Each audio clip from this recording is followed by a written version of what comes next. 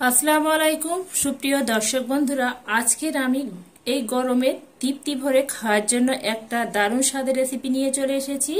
সজনে খাড়া, আলু, বেগুন আর টমেটো দিয়ে পাতলা ঝোল। আপনারা প্রথম থেকে শেষ পর্যন্ত দেখতে থাকুন এটা আমি কিভাবে বানাই, আর এটা একদম বানিয়ে দেখাবো ঘরোয়া পদ্ধতিতে। খেতে বন্ধুরা একদম অসাধারণ হয়। তার জন্য নিয়েছি এখানে সজনে খাড়া, আগে থেকে কেটে ধুয়ে পরিষ্কার করে নিয়েছি। এখানে নিয়েছি 200 গ্রাম বেগুনকে এইভাবে ফালি করে নিয়েছি, আর নিয়েছি দুটো আলুকে মাঝখান থেকে এইভাবে ফালি ফালি করে কেটে নিয়েছি দুটো টমেটো।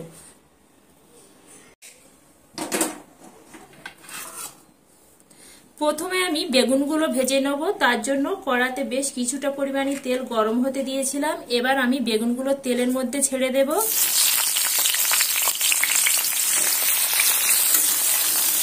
বেগুনগুলো দিয়ে একটু নেড়ে ছেড়ে এবার আমি নুন, হলুদ আর লঙ্কা গুঁড়ো দিয়ে দেবো।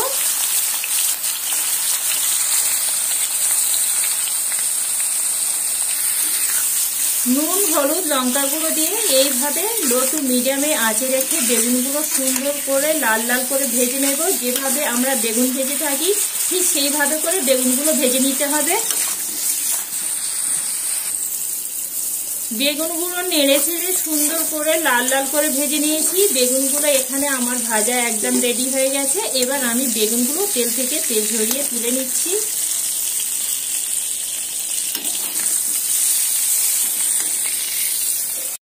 একই তেলের মধ্যে দিয়ে দিচ্ছি একটা কুচনো পেঁয়াজ। পেঁয়াজটা একটু লালচে রং ধরিয়ে ভেজে নেব।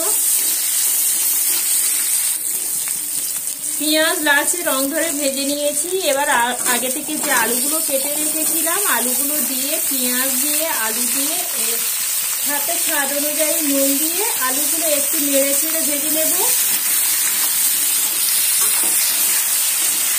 আলুগুলো নুন দিয়ে একটু ভেজে দিলাম। এবার আলুর মধ্যে দিয়ে দেব এখানে হলুদের গুঁড়ো। এখানে দিয়ে দিচ্ছি 1 চা চামচ হলুদের গুঁড়ো। কাঁচা লঙ্কা দুটো, আজকের আমি কাঁচা লঙ্কা দিয়ে রান্না করব যেহেতু প্রচন্ড গরম পড়েছে। দিয়ে দিচ্ছি কুচনো সেই যে টমেটো কুচিগুলো দিয়ে, টমেটো কুচিটা দিয়ে ভালো করে কষিয়ে নিতে হবে আলুগুলো।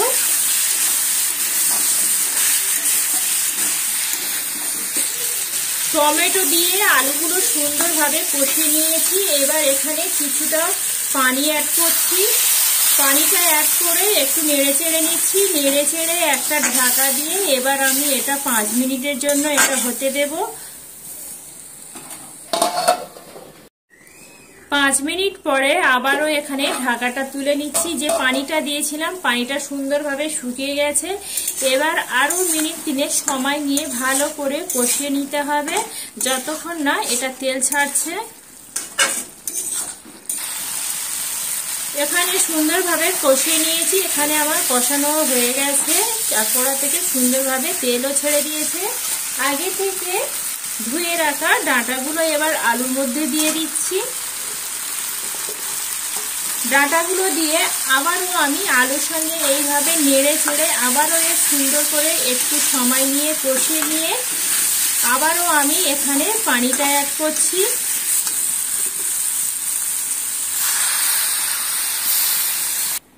পানিটা দিয়ে নেড়ে চেড়ে নিলাম। আবারও ঢাকা নিয়ে আবারও 5 মিনিটের মতন এটা হতে দেব। 5 মিনিট পরে আবারও ঢাকাটা তুলে নিচ্ছি। যে পানিটা দিয়েছিলাম পানিটাও শুকিয়ে গেছে আর এখানে ভালোভাবেও সেদ্ধ হয়ে গেছে। আবারও এইভাবে মিনিট 2 সময় নিয়ে কষিয়ে নিচ্ছি।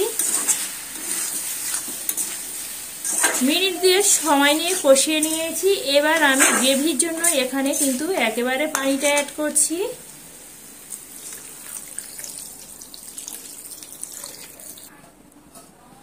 পানিটা অ্যাড করেছি আর এটা ততক্ষণ হতে থাক। এদিকে যে আমি একদম সিম্পল মশলাটা বলেছিলাম, এখানে নিয়েছি 1 চামচ উঁচু করে নিয়েছি কাঁচা জিরে আর 7টা থেকে 8টা নিয়েছি রসুনের কোয়া। এবার আমি এটা সুন্দর করে মিহি করে বেটে আবারও আমি এখানে ঢাকাটা তুলে নিচ্ছি। আগে থেকে যে ভেজে রাখা বেগুনগুলো এবার আমি এর মধ্যে দিয়ে দিচ্ছি। বেগুনটা কিন্তু এই সময়ে দিতে হবে যেহেতু ভেজে রাখা বেগুন। বেগুনটা দিয়ে আবারও এইভাবে হালকা হাতে নেড়ে চেড়ে নিচ্ছি। এবার আমি আগে থেকে যে কাঁচা জিরে আর রসুনটা আমি সুন্দর করে মিহি করে বেটে রেখেছিলাম, এবার আমি এই সময় দিয়ে দেব। দিয়ে আবারও আমি এইভাবে একটু নেড়ে চেড়ে দেব। এটা কিন্তু এই সময়ে দিতে হবে, এই সময়ে দিলে এর একটা সুঘ্রাণ আছে, এতে করে এই রেসিপিটা কিন্তু একটা সুন্দর সুঘ্রাণ ছড়াবে আর খেতে বন্ধুরা অসাধারণ হবে। এবার আমি ঢাকাটা তুলে নিচ্ছি আর দেখতে পাচ্ছেন বন্ধুরা এখানে রেসিপিটা একদম রেডি হয়ে গেছে। আর রেসিপিটা কত সুন্দর লোভনীয় দেখাচ্ছে, দেখেই বুঝতে পাচ্ছেন। বন্ধুরা আজকে যদি এই সজনে খাড়া বেগুন আর টমেটো রেসিপিটি যদি ভালো লেগে থাকে বন্ধুরা একটা লাইক করে দেবেন, আর লাইক করে আমার সাথে থাকবেন। এইভাবে নিত্য নতুন সহজ সহজ রেসিপি পেতে গেলে অবশ্যই চ্যানেলটি সাবস্ক্রাইব করে রাখবেন।